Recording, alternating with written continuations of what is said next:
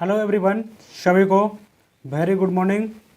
उम्मीद करते हैं कि आप सबों का जो क्लास है, आप सबों का जो तैयारी है वो बेहतर तरीके से चल रहा होगा। तो चलिए, आज से क्लास में हम लोग देखने वाले हैं जो मनोवैज्ञानिक थे उनके बारे में। तो जो स्किनर साहब थे उनके बारे में आज हम लोग जानने वाले हैं इस क्लास के माध्यम से।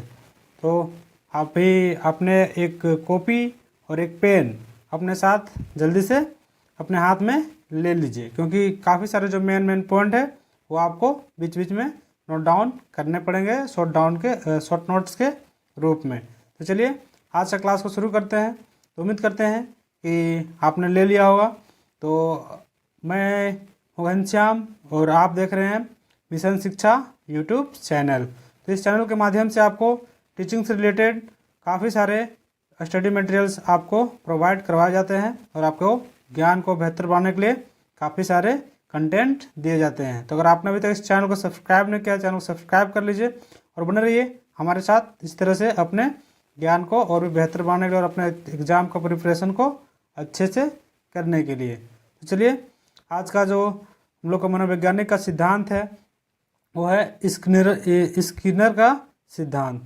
तो स्किनर का जो सिद्धांत है, तो इससे पहले हमने बहुत सारे मनोवैज्ञानिक का सिद्धांत, जैसे कि जीन पियाजे का सिद्धांत, वाइगोत्स्की का सिद्धांत, इन सबों के बारे में मैं डिटेल से चर्चा किया हुआ हूँ। तो आप अगर वो वीडियो नहीं देखे हैं तो प्लेलिस्ट बना हुआ है, आप जाके प्लेलिस्ट में देख सकते हैं वो सब, और अपने जो स्टडी है उसको बेहतर बना सकते हैं। तो चलिए, आज का जो क्लास है उसको शुरू करते हैं बिना किसी देरी का। तो ये देख सकते हैं, ये है हमारे जो स्किनर साहब का तस्वीर लगा हुआ है इधर, और उन्होंने जो सिद्धांत दिया था किस पे दिया था, तो उन्होंने सिद्धांत दिया था चूहों पे। किस में दिया था?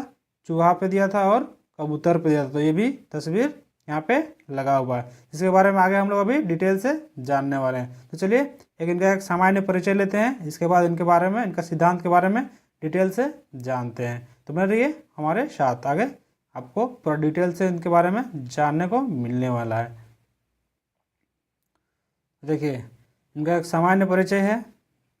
स्किनर कहाँ के थे? तो एक अमेरिका के मनोवैज्ञानिक थे। कहाँ के थे? तो एक अमेरिका के वैज्ञानिक थे। अगला है, स्किनर ने क्या सिद्धांत दिया था? तो उन्होंने क्या सिद्धांत दिया था? तो उन्होंने दिया था क्रिया प्रसूत अनुबंधन का सिद्धांत दिया था। क्या दिया था? तो क्रिया प्रसूत अनुबंधन का सिद्धांत दिया था। तो उन्होंने ये जो सिद्धांत दिया था वो कब दिया था? तो उन्होंने ये सिद्धांत दिया था 1988 ईस्वी में दिया था। किस में दिया था? 1988 ईस्वी में ये सिद्धांत को उन्होंने दिया था। ठीक है, अगला देखते हैं, अगला पॉइंट में क्या कहता है। अगला पॉइंट कहता है यह सिद्धांत थॉर्नडाइक साहब थे, जो उनके जो सिद्धांत का प्रतिपादित किया था, जैसे प्रभाव का नियम उन्होंने दिया था। तो प्रभाव का नियम को ही आधार बना के उन्होंने इस सिद्धांत को दिया है अपने तरीके से, क्योंकि उन्होंने किस पे प्रयोग किया था? उन्होंने बिल्ली पे प्रयोग किया था। किस में प्रयोग था? बिल्ली पे और मछली पे, मरी हुई मछली पे और भूखी बिल्ली पे। जबकि इन्होंने किस में किया है? इन्होंने चूहा पे किया है। किस में किया है? चूहा पे। तो लगभग दोनों सेम है, बस थोड़ा सा अंतर है, उसको आगे हम लोग देखने वाले हैं डिटेल से। ठीक है, अगला है, वो कहाँ पढ़े थे? तो हार्वर्ड यूनिवर्सिटी में पढ़े थे, जो कि वहाँ पे प्रोफेसर का भी कार्य किया था उन्होंने। ठीक ना। चलिए, अब इससे आगे का पॉइंट को देखते हैं, यानी कि क्रिया प्रसूत, यानी क्रिया प्रसूत जो शब्द है उसके बारे में पहले हम लोग डिटेल से जानते हैं, तभी जाके हम इसको आसानी से समझ सकते हैं। तो क्या है क्रिया प्रसूत? तो क्रिया करने से है, यानी जो क्रिया करता है उससे है कि क्रिया कौन करता है। तो क्रिया कौन करता है? तो क्रिया कोई मानव कर सकता है, या कोई जानवर कर सकता है, या जीव जंतु कर सकता है। तो जो क्रिया करने में जो सक्रिय भूमिका निभाता है उसको क्रिया प्रसूत कहा जाता है। ठीक है, उम्मीद करता हूँ कि ये पॉइंट आपको समझ में आ गया होगा, क्योंकि ये जो मेन सिद्धांत है इसी पे आधारित है, तो इसलिए इस शब्द को समझना बहुत ही जरूरी है। तो चलिए, अब इसके आगे चलते हैं। तो देख सकते हैं स्किनर का सिद्धांत जो है, स्किनर का सिद्धांत, उनको अन्य क्या क्या नाम से जाना जाता है। जो इनका जो सिद्धांत है उस सिद्धांत का जो उपनाम है वो क्या क्या है, तो इसके बारे में सबसे पहले हम लोग जान लेते हैं। तो उनका जो सिद्धांत है उसको हम लोग क्या कहते हैं? आरएस थ्योरी के नाम से जानते हैं। किसको कहते हैं? आरएस थ्योरी के नाम से जानते हैं। अगला नाम क्या जानते हैं? तो क्रियात्मक प्रतिबंधन का सिद्धांत। और भी उपनाम क्या है और स्किनर का सिद्धांत का? तो है क्रियात्मक प्रतिबंधन का सिद्धांत है। अगला देखते हैं अगला पॉइंट क्या कहता है, अगला क्या नाम है और भी। तो अगला और नाम है संक्रिय अनुबंधन का सिद्धांत। क्या है? संक्रिय अनुबंधन का सिद्धांत। ठीक है, नेक्स्ट पॉइंट क्या कहता है? नेक्स्ट और भी क्या नाम से जाना जाता है? तो अभिकर्मित अनुदेशन का सिद्धांत। क्या कहा जाता है? अभिकर्मित अनुदेशन का सिद्धांत। नेक्स्ट क्या कहा जाता है और भी उपनाम से? तो नैमित्तिक अनुबंधन का सिद्धांत। तो वो जो सिद्धांत दिए रहते हैं बहुत सारे मनोवैज्ञानिक, उनको और भी अलग अलग नामों से जाना जाता है। तो ये है स्किनर का सिद्धांत, जिसका काफ़ी सारा उपनाम है, जिसको भी आपको अपने संज्ञान में रखना हो, क्योंकि इससे भी आपको काफ़ी सारे क्वेश्चन पूछे जाते हैं। जैसे कि देखिए अब पूछेगा कि अभिकर्मित अनुदेशन का सिद्धांत किसने दिया? तो अभिकर्मित अनुदेशन का सिद्धांत किसने दिया है? तो स्किनर साहब ने दिया है। किसने दिया है? स्किनर साहब ने दिया है। अगला पूछेगा कि क्रियात्मक प्रतिबंधन का सिद्धांत किसने दिया है? तो क्रियात्मक प्रतिबंधन का सिद्धांत किसने दिया है? तो स्किनर साहब ने दिया है। अगला पूछेगा कि RS थ्योरी किसने दिया है? RS थ्योरी किसने दिया है? स्किनर साहब ने दिया है। ठीक है, तो कुछ इस तरीके के क्वेश्चन आपको देखने को मिलेगा, इसलिए ये भी आपको याद रखना पड़ेगा। चलिए अगला चलते हैं। स्किनर का सिद्धांत का प्रयोग को हम लोग समझते हैं। ठीक है, तो देखिए सबसे पहले ये क्या है? ये एक बॉक्स है। क्या है? एक कक्ष है, बॉक्स है, जिसमें किसका जो चूहा है उसको क्या कर दिया गया है? अंदर में रख दिया गया है।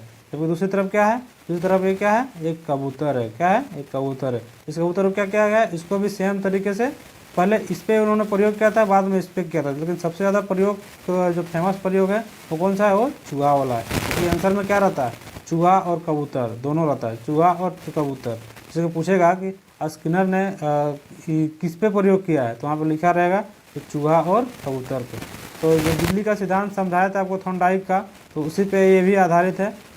देखिए बाहर में यहाँ पे क्या है? बाहर में यहाँ पे खाने के लिए रखा गया। क्या है? खाने के लिए रखा गया। तो चूहा जो है भूखा है। क्या है? चूहा भूखा है।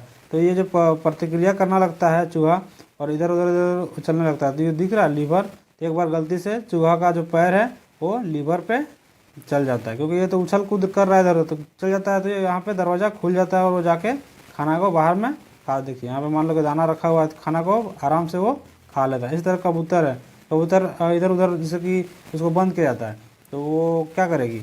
बंद किया गया है तो वो इधर उधर दौड़ेगी, इसके बाद इधर चलेगी।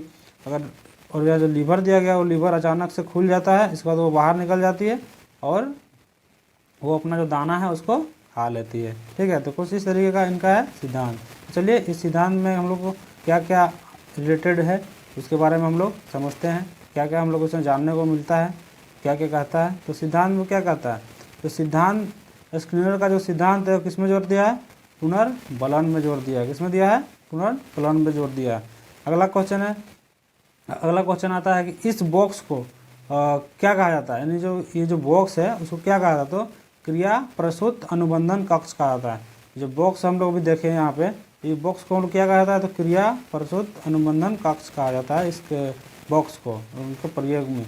अगला है जो ये बॉक्स था, ये बॉक्स का जो बाद में उनके जो शिष्य थे, उनके जो छात्र थे, उन्होंने जो स्किनर साहब को सम्मान देने के लिए इस बॉक्स का नाम को चेंज कर दिया।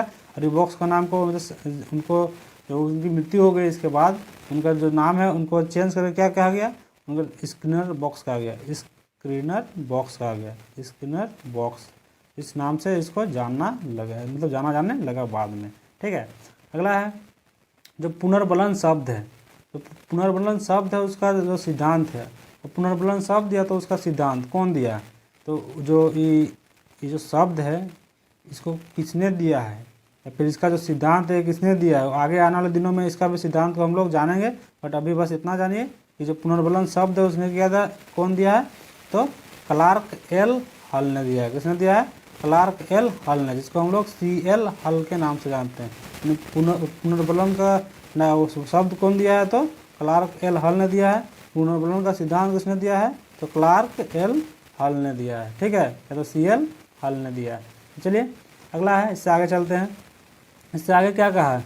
तो स्किनर साहब जो थे उन्होंने प्रयोग किस पे किया है, तो अभी यहाँ पे हम लोग बताएं कि प्रयोग किस में किया, फिगर के माध्यम से भी समझे कि प्रयोग किस पे किया है, तो चूहा और कबूतर पे उन्होंने प्रयोग किया है। ठीक है, तो उम्मीद करता हूँ कि आपको ये समझ में आ रहा होगा।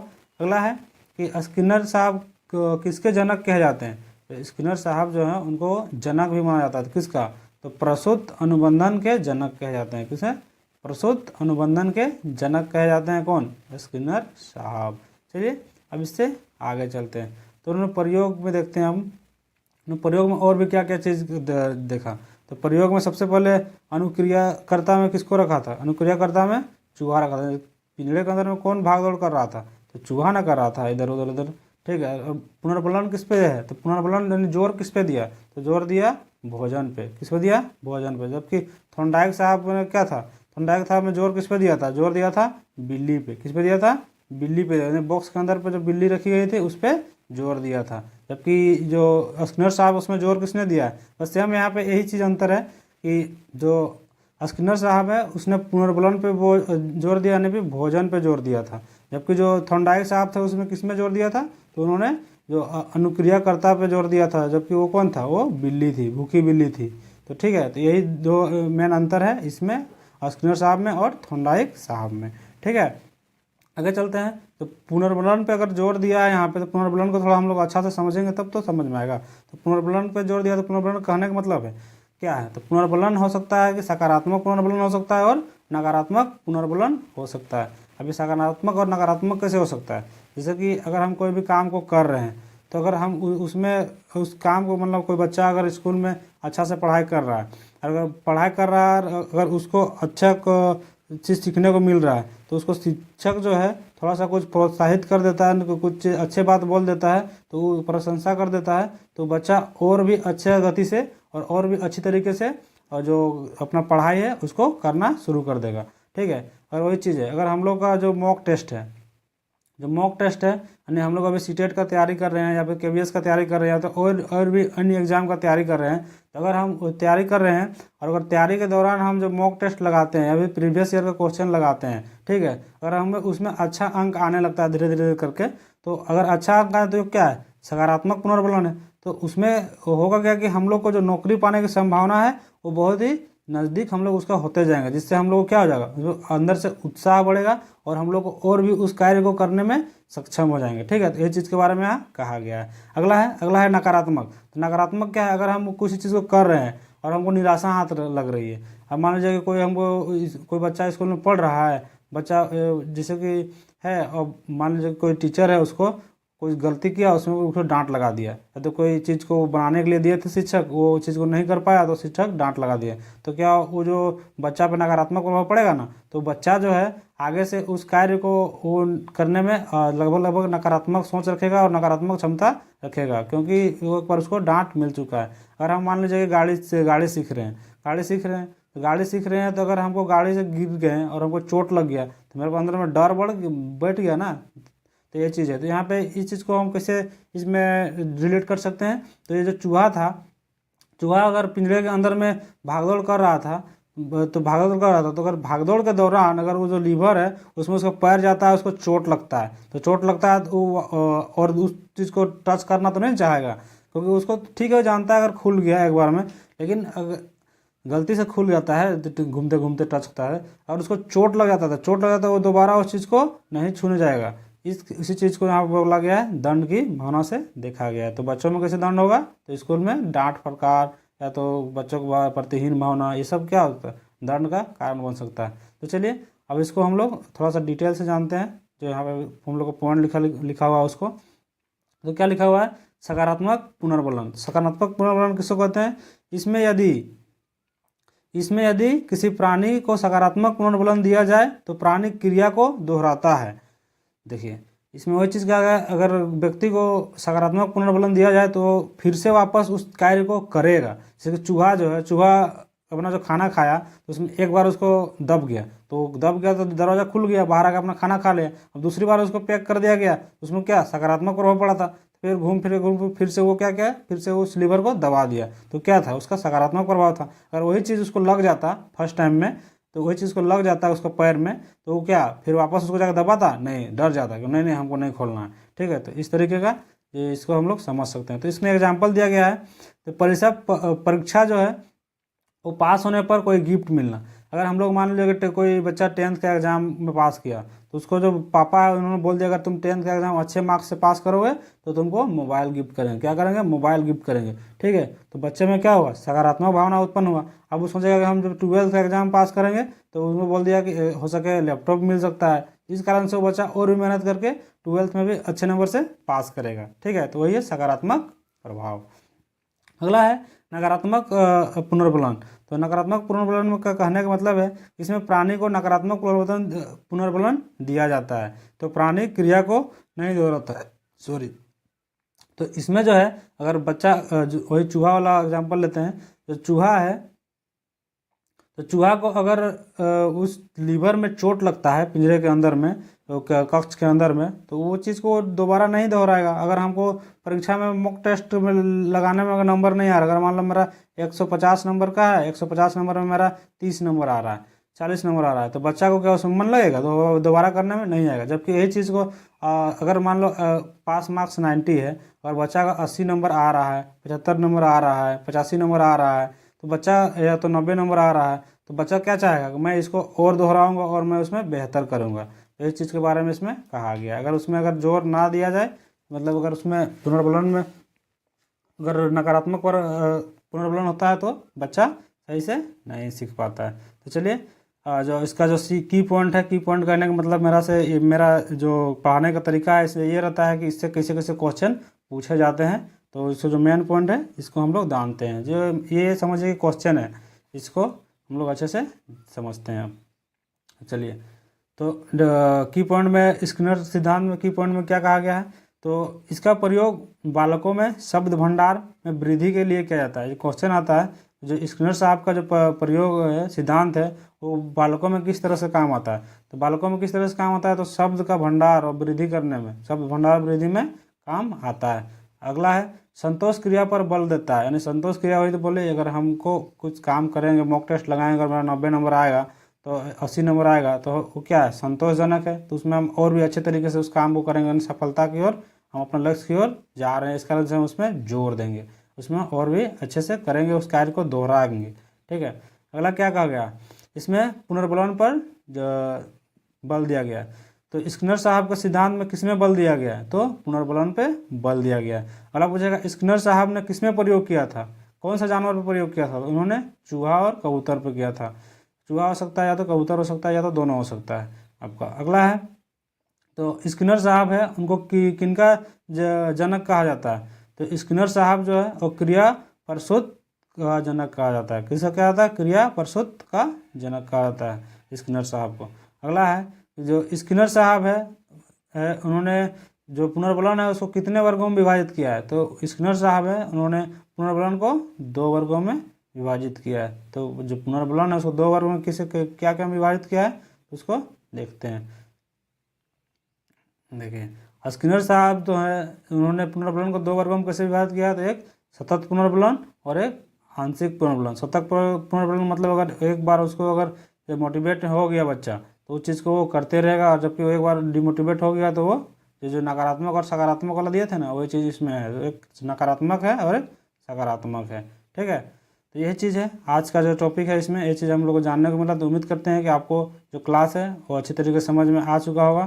तो चलिए आज के इस क्लास को यहीं पे रखते हैं, और उम्मीद करते हैं कि आपने और भी जो थ्योरी है उसको अगर आपने अभी तक नहीं देखा है तो प्लेलिस्ट में जाके उसको देख सकते हैं, और अपने जो शिक्षा तैयारी है उसको बेहतर बना सकते हैं। तो मैं हूं घनश्याम, और आज का इस क्लास में आप सभी को उससे विदा लेता हूं। तो चलिए आज के लिए बस इतना ही, मिलते हैं एक नए फ्रेश वीडियो के साथ। तभी के लिए बाय बाय, जय हिंद, वंदे मातरम।